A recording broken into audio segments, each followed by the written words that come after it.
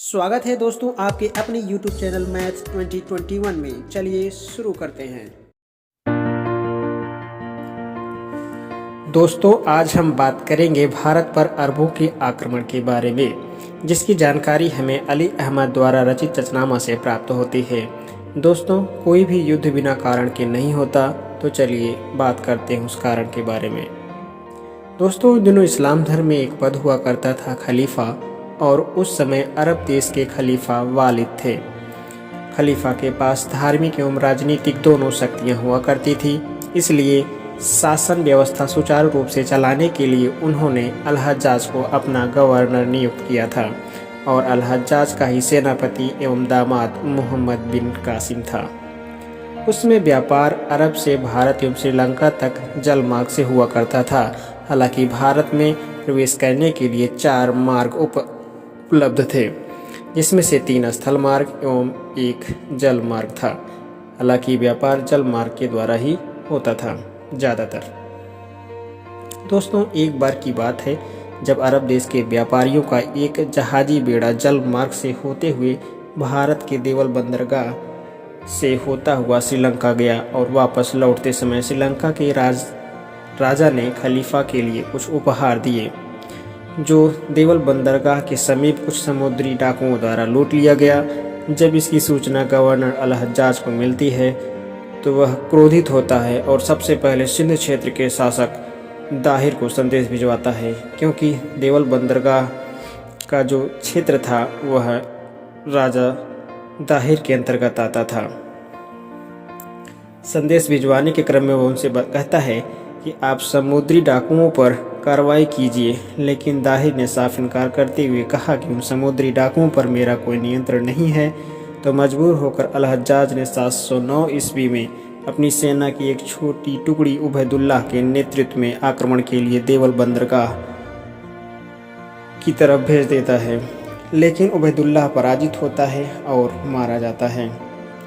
पुनः जब इसकी सूचना अल-हज्जाज को मिलती है तो वह आग बबूला हो उठता है, और इस बार अपने सबसे प्रिय सेनापति एवं दामाद मोहम्मद बिन कासिम को 712 ईस्वी में भेजता है और कहता है,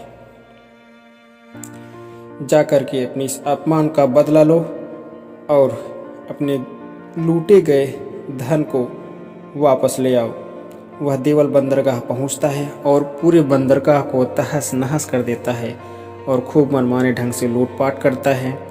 इसके इस आक्रामक रवैये को देखकर दाहिर सहित वहाँ की सारी जनता डर जाती है।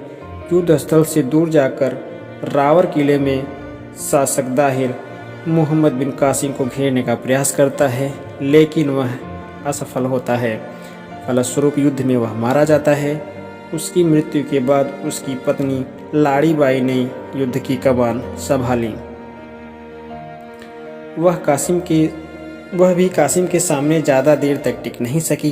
अंततः वह भी पराजित हुई और सिंध में मोहम्मद बिन कासिम का साम्राज्य स्थापित हो जाता है। अब वहाँ पर गैर मुसलमानों पर अत्याचार करता था और कहता था, यदि तुम्हें मेरे साम्राज्य में सुरक्षित रहना है तो तुम्हें अपनी सुरक्षा के बदले कर देना होगा, जिसे हम जजिया कर के नाम से जानते हैं। तो जजिया कर एक प्रकार का सुरक्षा कर था, ना कि धार्मिक कर। दोस्तों लगभग 1 साल तक वह वहाँ पर रहता है और खूब सारा धन लूटकर वापस अरब देश की ओर रवाना होता है। लौटते समय वह दाहिर की दोनों पुत्रियों को भी साथ में लेता है। उनके नाम सूर्य देवी एवं परिमल देवी इतिहास में देखने को मिलता है।